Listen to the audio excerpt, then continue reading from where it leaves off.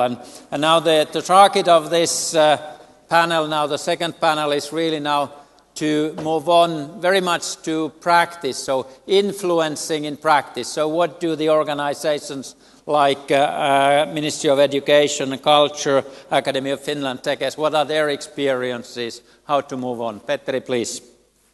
Thank you. Good morning to everybody. My name is Petteri, Kauppinen. Okay. So, good morning to everybody, and my name is Petteri Kauppinen. I come from the Ministry of Education and Culture from the Science Policy Division, and I have been working with the EU research policy issues for several years already. So in this panel we try to go more into practice on how to influence these EU R&D programs. And I will try to briefly explain how the processes are going at EU level and also at national level at the ministry and parliament side. So if we look at the decision-making process at the EU level, so the processes start with the European Commission proposal. So for example, for the Horizon 2020, the Commission gave its proposal at the end of 2011, so in November 2011.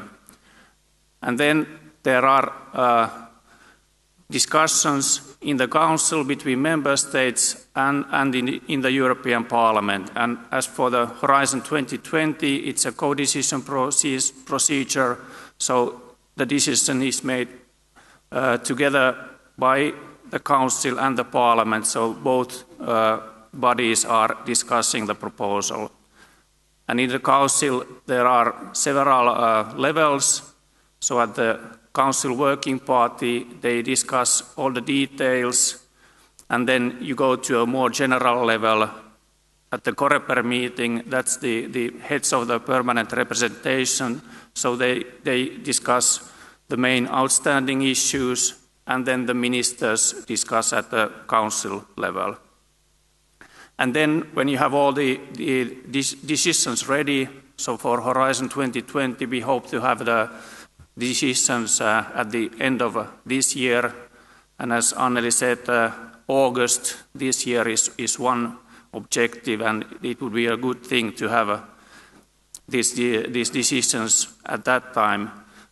And after that starts the execution and implementation of the programs. And of course, there it's also very important to influence how these programs are being implemented.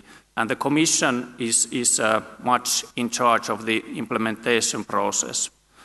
But my colleagues will go more into details on this implementation of the programs.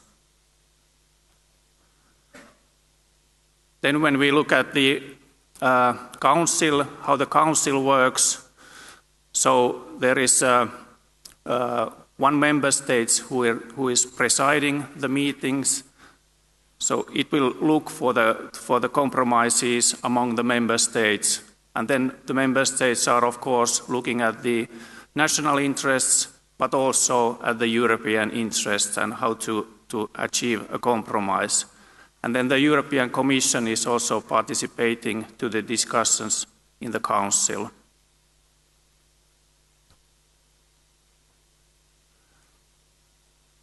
And then how the preparations are going in Finland. So basically the Finnish positions are discussed in Finland among ministries. And when we also have a EU R&D committee where we have all the relevant ministries represented. There are also the Academy of Finland, Tekes, and other stakeholders, VTT, universities. Finland is there representing universities, etc. So there we discuss what is the Finnish position on these EU issues. And then the ministries And for EU R&D affairs, it's the Ministry of Employment and the Economy and the Ministry of Education and Culture, which together then give the instructions to Brussels to a permanent representation for the discussions in Brussels. And then the meetings are at this working party level or at the council level. And then there is reporting to Finland on the outcome of these discussions, and then the process continues. And of course, one important part that is missing from this picture is the parliament, because every time that our ministers go to the council meetings in parliament, they also go to Brussels. They go to the parliament to present the Finnish positions to the issues that will be discussed in the council, and then will give the parliament give the approval for this. So we have this grand committee in the parliament where these issues are being discussed. And also when there are important policy proposals coming from the commissions or are on the table, then we usually issue a position paper. And for example, for the Horizon 2020, we prepared a national position paper last year, and that position paper was discussed in the parliament and then approved. So that gives the basic Finnish positions on the Commission's proposal for the Horizon 2020. So when you look at these processes and how to influence in these processes, you have to take into account that the timelines are quite long. And when we take, for example, the Horizon 2020, the national discussion started already in spring 2010, and then we organized a seminar to discuss the preliminary national views on the next framework program. And then we prepared a preliminary position paper, which was then adopted at the beginning of 2011, and it was sent to the Commission. And then at the end of 2011, the Commission gave its proposal, and now we are currently discussing the final decisions with the Parliament. So as was already mentioned, there are now the trialogue negotiations starting with the Parliament, the Council, and the Commission. And then the program will start next year. So you see that the timelines are really long, and if you want to really strategically try to influence these decisions, you need to plan your activities very carefully and have a long-term perspective. I think now I will give the floor to my colleagues to continue.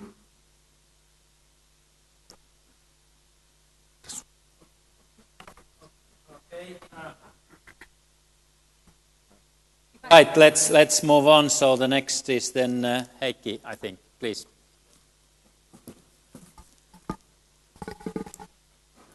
My name is Heikki Holopainen. I am from the Academy of Finland, and I work with the EU R&D policy and research programs there.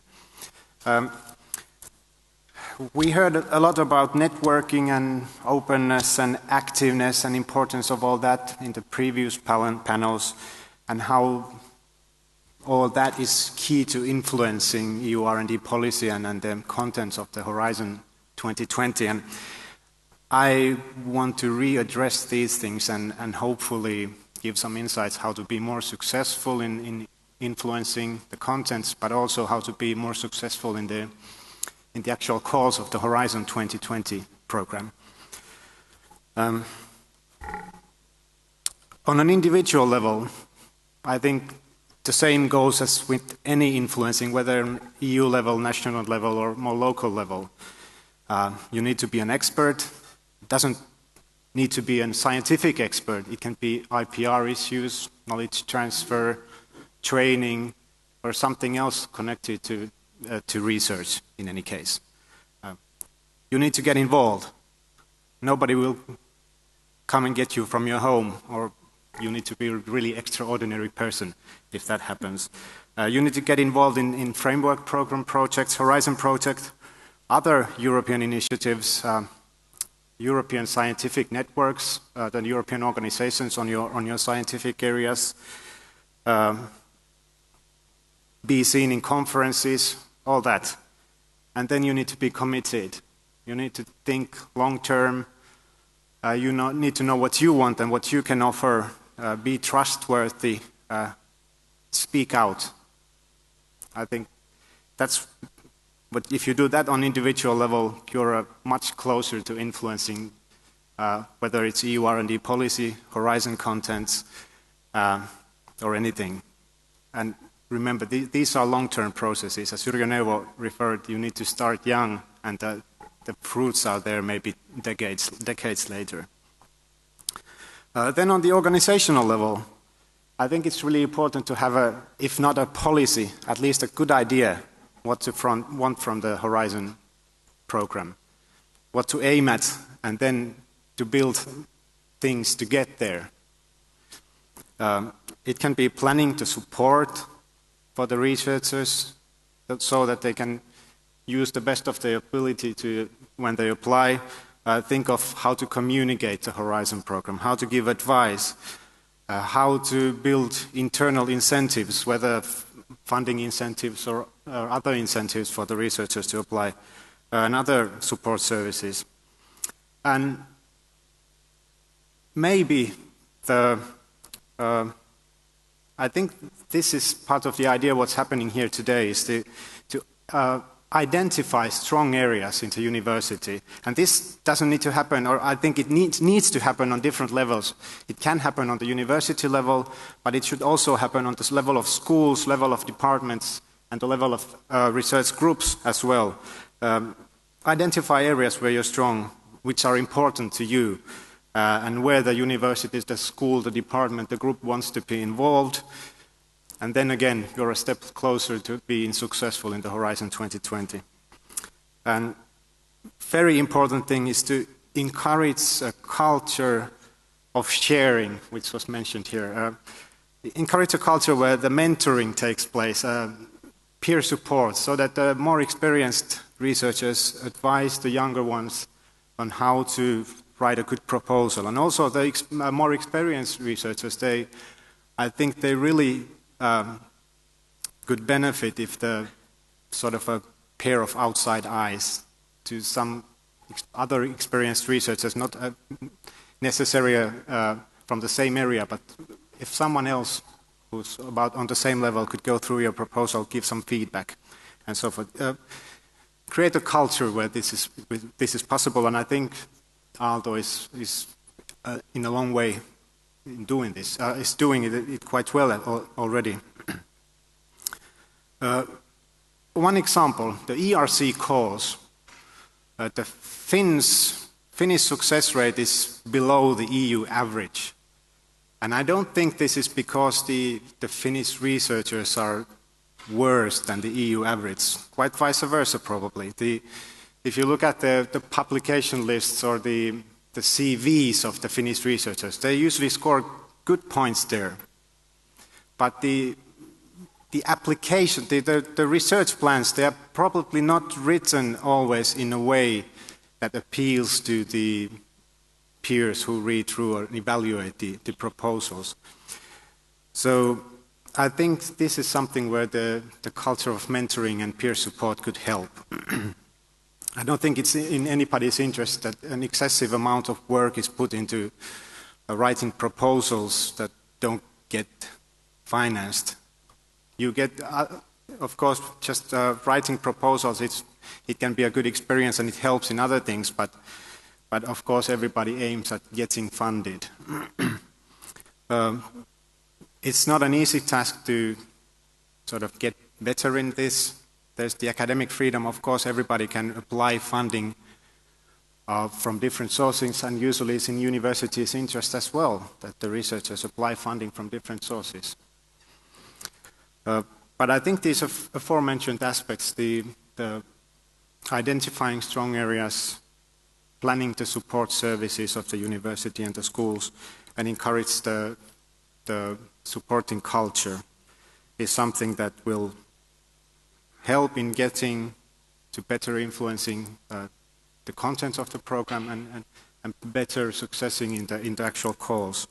Sort of all the activeness builds up and gathers into this sort of a Matthew effect, so that involvement in projects, you get networks, via the networks you get maybe invited into different kind of expert groups, and the influence gets rolling.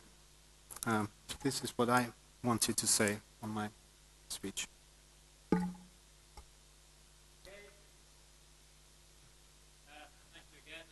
Now, Marja, with your long experience with Tekes and EU policy as well, take your steps.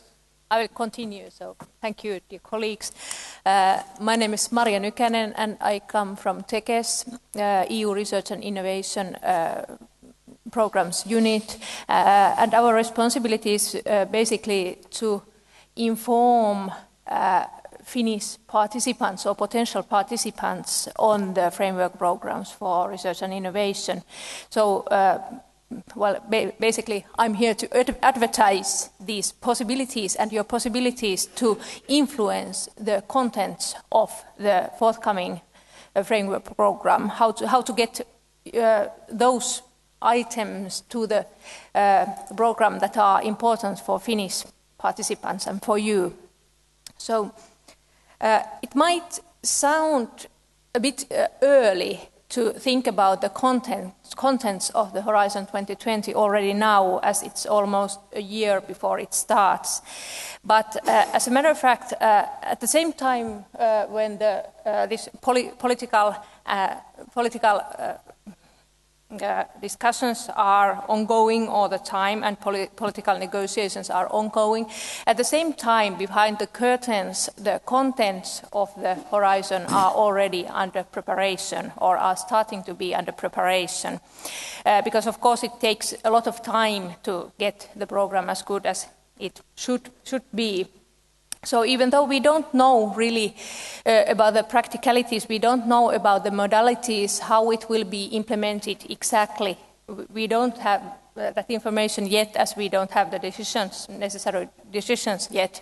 But still, I think it is very important for you to understand that already at the Commission, behind the Commission curtains, the first drafts, first outlines of the first calls are already being thought of.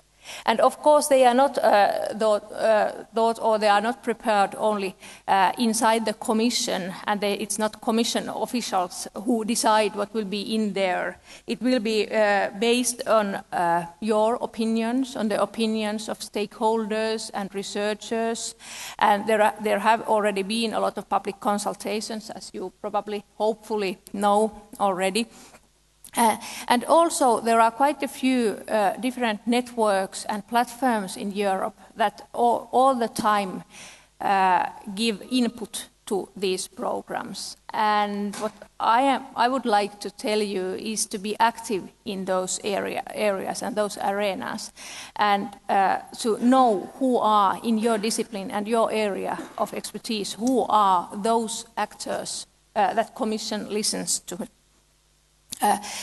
What we know now about the work programs, as I said, there hasn't been any decisions yet, but it will be it seems that the work programs will be basically 2-year programs. So we will have the outline of the first programs for the first year, and then the second one, and of course the first one is more explicit, and as the programs will be selected, we know more what will happen in the next year and so on. So if you already know, and the FP7, if you know the ICT programs, this will be the basic idea of the whole work programs. So they will be for 2 years. At least it seems like that at the moment, of course.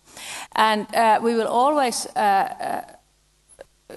the Commission will always be asking for opinions of the stakeholders all the time, but it is very important that you will be as early as possible taking part of those discussions.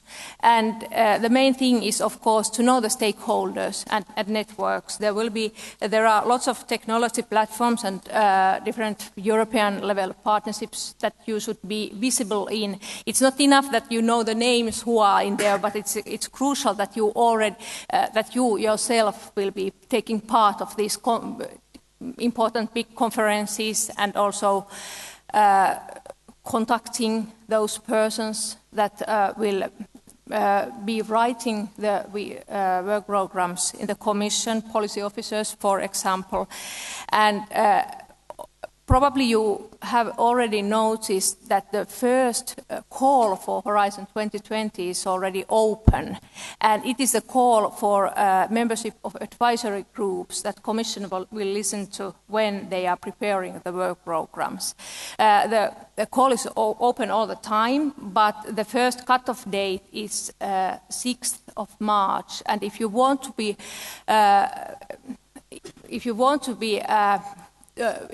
become heard in these first calls, it is very important that you register now to these advisory groups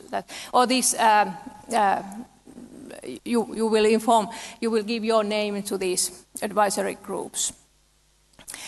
And then, of course, there will be, as in FP7, there will be committees, and there will be representatives from each country of those committees that Commission will listen to when they are preparing the work programs. So it's very important also to know who are those representatives, those Finnish representatives of those committees. We don't have the names yet because there hasn't been decisions made yet what is the comitology structure in Horizon 2020, but we will have the names in half a year, I would say. And after that you should really get to know those people and inform them as much as possible about those issues that are important to you. And when you are building the networks yourself, I think it's very crucial that you remember how Horizon 2020 differs from FE7, for example, because as our previous panelists and also Anneli stressed, that it's not only research and it's not thematic, it's problem-oriented. So you have to kind of think out of the box. You have to concentrate on the problem, not necessarily. You already know your scientific colleagues, of course, and you know your scientific networks, but you should also think who are the stakeholders and who are the possible utilizers and who are those problem solvers of your area. And they are not necessarily scientists. You also should know the relevant SMEs, for example, and other actors in that area, stakeholders, cities, whatever, hospitals, whatever they would be, patient organizations, for example. So really think out of the box when you are building your networks. And as it was said in the previous panel, it really takes time, so start as soon as possible to think about the whole area of the whole problem area and the whole challenge that you are working on, not only the scientific content of that. And then, as an advertisement part, you can always contact the Commission relevant policy officers and ask what is happening at the moment in the preparation of work programs, whether they have any outlines already or any information to give. And also quite a few units have their own Twitter or Facebook and newsletters and so on. And our website in Tekes, EUTI website, www.tekes.fit/EU, please, there you can also see all the news, what we know about the preparation and so on, and you can also order our newsletter, which gives you all the relevant information. Thank you. Okay, thank you for all.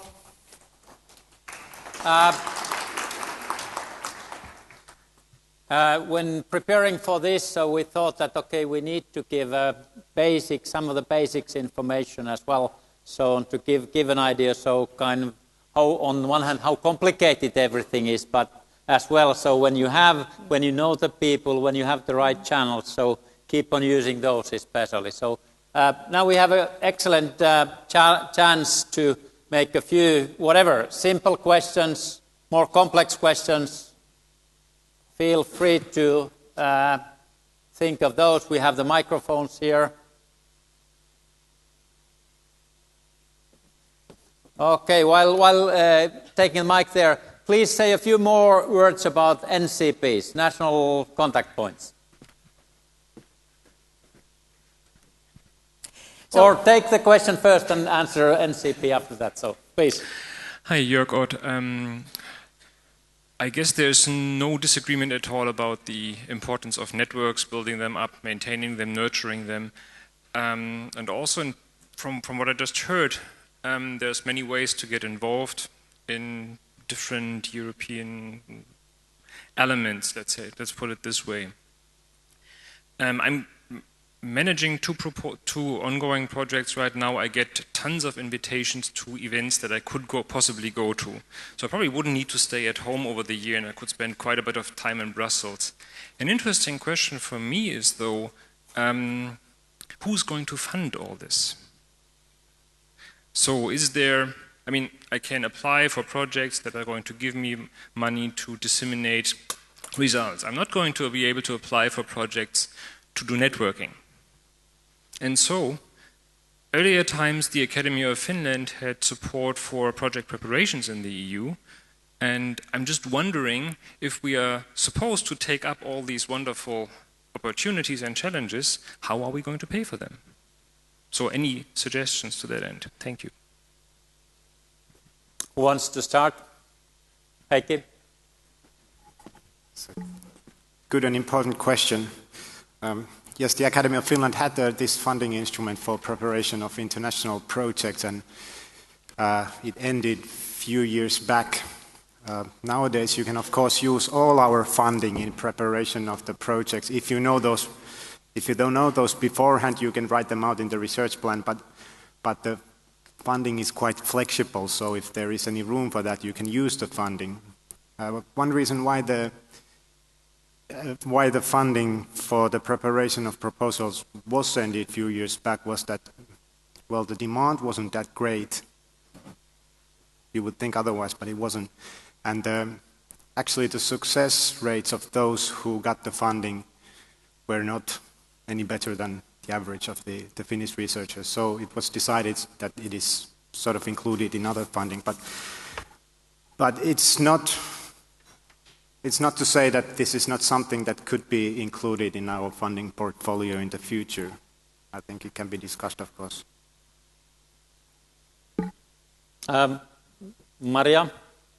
Actually, I would also like to look at the universities themselves and the university administration when you are thinking about your strategic choices you make at the university. I think that might be one of those choices, that if this area is important and if the conference is important and if you have those excellent professors who already are coordinating or taking part to big projects and preparing the new ones, I think it would be really beneficial for the university also think whether it would be possible for them to fund those trips. Some other questions? Or while waiting, so NCPs, yeah. Yes, just like in FP7, as you probably know, in each theme of the program, there has been a national contact point who has been appointed to give information about the contents of the work program and the preparation of it, just like the committee members, but so the NCPs have the same knowledge as the committee members, and they give information on what is inside the framework program, the work program. And of course that will continue in Horizon 2020. But at the moment we don't yet have those NCPs nominated, because it's still a bit open what are those areas that the Commission will want us to appoint. But the same system will obviously continue in Horizon 2020. And our new NCPs, we will have less NCPs. At the moment for FP7 we had, 37 of them.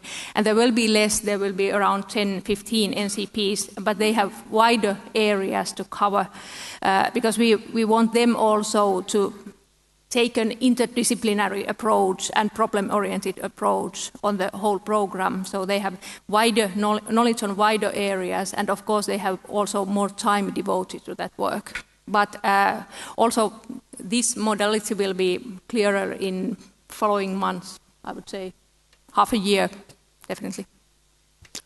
Additional question to that related. So in Aalto we have planned so that we'll organize a couple of seminars spring and fall already with kind of more specific targets, and with respect to the financing, so anyhow we'll find the time and travel money as well for our people. So as an example, we take some of our 5 researchers, professors to Brussels for a 2-day activity there. We'll integrate, partly my role, to integrate some of the people from the Commission and elsewhere.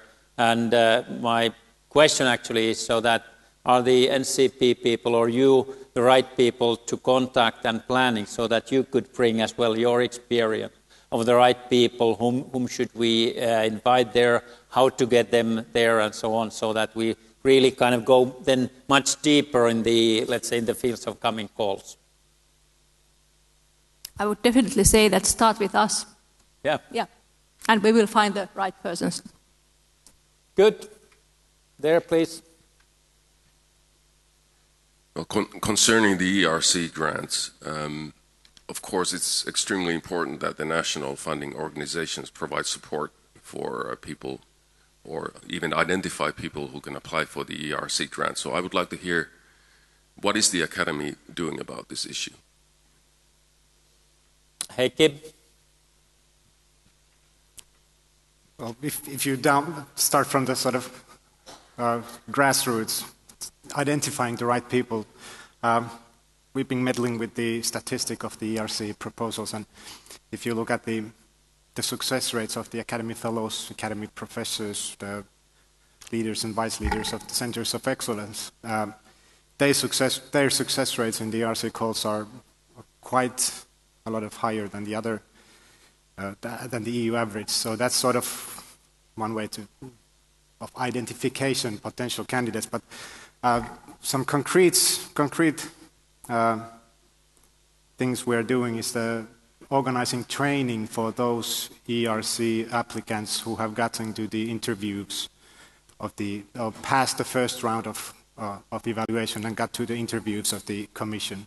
So we organize interview training for those applicants.